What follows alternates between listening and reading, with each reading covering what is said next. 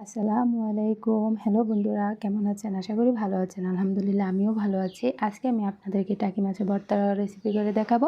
প্রথমে আমি এখানে টাকি মাছ নিয়েছি, পেঁয়াজ, রসুন আর কাঁচামরিচ। এখন আমি একটি কড়াইয়ে মাছগুলো ভালো করে ভেজে নিব। তেল দিয়ে দিব।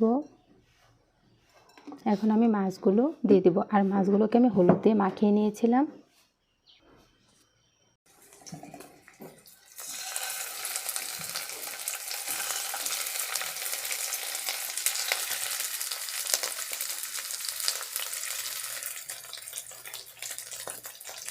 মাছগুলো আমি খুব ভালো করে ভেজে নিব।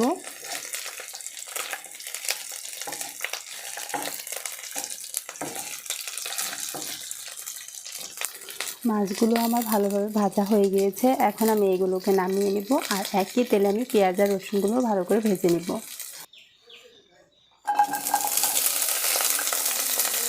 একটু হলুদের গুঁড়া দিয়ে দিব।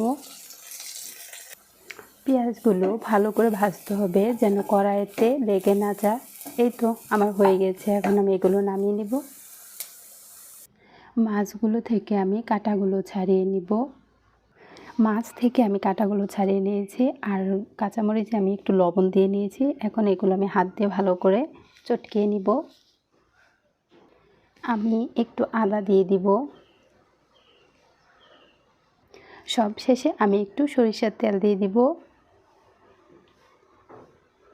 সবগুলো উপকরণ আমি একসাথে ভালো করে হাত দিয়ে মাখিয়ে নিব। আলহামদুলিল্লাহ টাকি মাছের ভর্তাটা আমার হয়ে গিয়েছে।